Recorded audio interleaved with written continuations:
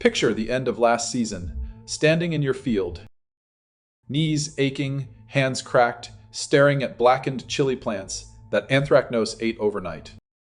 Months of work gone, and the worst part isn't the dead plants. It is the receipt sitting on your kitchen counter. Pesticides, fertilizer, labor you hired because your back gave out in July. Add it all up, and you spent more money growing those peppers than you would have spent just buying them at the store. That is not a bad year. It is a system working exactly how it was designed. It was designed to work completely against you. Here is what nobody told you. A single chili pepper plant standing alone. In bare soil is not farming. It is a hostage situation. Every pest within a mile has exactly one target. Every fungal spore lands on the only living thing in sight. So you spray again, you buy the stronger bottle. And input costs climb while 30% of your harvest rots, rotting away before it ever reaches a buyer. You do the math on a pound of peppers selling for a decent price, and subtract the chemicals, the labor, the disease losses, and what is left. Enough to feel like you worked an entire season for someone else's profit. Most growers blame themselves. Not enough effort, not enough attention, not enough early mornings. But dedication isn't the problem here. You could double your hours in that field and the outcome barely shifts, because the structure underneath you is completely broken. Monoculture chili farming is a treadmill bolted to the floor. You run harder, it speeds up, and you never move forward. Spring is here again, nurseries are stocked, and the soil is warming, and you're about to make the same planting decisions that buried you last year. Before you dig a single hole, you need to understand something. What is actually draining your wallet? And it isn't the weather. Here is the thing, nobody at the garden center will tell you. Every bag of synthetic fertilizer you haul home is a little contract. A little contract that you never signed. You rip it open, scatter the granules, and your soil looks alive. But underneath all of that, something is dying. The mycorrhizal fungi, those microscopic threads that stitch root to root. Pulling moisture from meters away, they cannot survive a chemical flood. One application burns the network back, 2 applications, and it collapses. By the 3rd season, you aren't just feeding your plants. You're replacing an entire underground economy that used to work for free. And that is exactly how the dependency loop locks in. Your pepper roots, now isolated, can only reach the nutrients you hand deliver. So you buy more fertilizer, soil compacts, because nothing alive holds it open. And then you just have to till it. Tilling shreds whatever fungal threads tried to recover. And now you need even more inputs for next spring. Pesticides enter the picture. The moment blight walks through the door. The very door your own farming practices opened. Research from agricultural institutes has shown it very plainly. Chili peppers intercropped with allium plants, green onions, and garlic. See blight incidents drop hard because allicin forms a chemical barrier. A strong chemical barrier that pathogens just cannot cross. But no one sells you allicin at the farm store. They sell you a spray that costs 10 times more, doing half the job.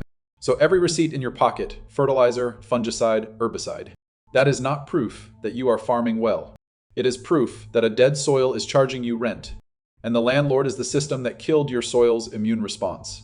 Killed it completely in the first place. The real question is what that soil could actually do.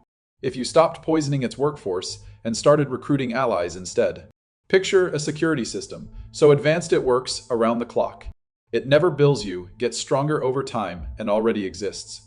It has been running in wild ecosystems for millions of years. And industrial agriculture spent the last century making sure you forgot about it. Here is how the code works. A marigold root buried near your pepper plant. It isn't just sitting there looking pretty, it is actually waging underground chemical warfare. The roots secrete a compound called alpha-terthional. It moves through the soil like a slow poison targeting one specific enemy. The dreaded root knot, nematodes. These microscopic worms bore into roots and choke off nutrient flow, silently gutting your yield before you ever see a symptom above ground. The marigold finds them and kills them. No spray bottle, no protective suit, no receipt. Now look, right above the soil line. That same marigold is broadcasting a scent, so extremely pungent. It scrambles the navigation system of aphids and tobacco cutworms. Think of it like a jamming signal. A single cutworm left unchecked can shred dozens of pepper fruits in one night. Multiply that by the labor to spray and the cost of the pesticide. and the slashed market price of heavily scarred fruit. One unguarded week can erase an entire season of work. A handful of marigold seeds, worth almost nothing, hedges that entire risk. And it certainly doesn't stop at defense. Tuck green onion seedlings between your pepper rows, and something else clicks into place. Their root chemistry suppresses the soil-borne fungi that cause blight, meaning your pepper roots absorb nutrients more efficiently. Before you ever add a single bag of anything, you aren't buying more inputs. You're unlocking the ones already in the ground. Here is the strangest part about all of this. The move that changes everything costs you almost nothing, and it just looks like laziness to your neighbor. You walk to the nursery, grab green onion seedlings and some marigold seeds. The total cost is less than a decent lunch. You tuck 1 or 2 green onion starts between each pepper plant. You don't worry about the roots tangling. You actually want them tangled. That underground knot becomes a chemical fence your eyes will never see, but the aphids absolutely will. Green onion roots leak sulfur compounds into the soil around the clock. And to a pest scanning for a clean landing zone, that foul smell is just a locked door. You didn't spray anything. You didn't buy a single bottle. You just stuck a seedling in the dirt and walked away. Now just line your field edges with marigolds. Their roots pump out a compound called alpha-terthional. It paralyzes root knot nematodes on contact. Again, you planted a flower, and that is the entire labor. Meanwhile, your neighbor chose corn because he had empty space, and his emotions told him he just had to fill it. Corn vacuumed up the nitrogen his peppers desperately needed. It threw a giant shadow wall right over them. Data shows that combination alone drops pepper yield over 30%. He worked harder, he spent more, and he harvested less. The counterintuitive truth is extremely brutal. The grower doing the least visible work triggers the most biological activity underground. One green onion seedling isn't a plant. It is a lever. It flips the soil's immune response from dormant to active. And once that switch is on, the system starts defending your profit margins, doing the heavy lifting while you sleep. Picture the next big supply shock. Shelves stripped bare, prices doubled overnight. Your neighbor standing in a parking lot at 6 in the morning, just hoping that the truck actually shows up.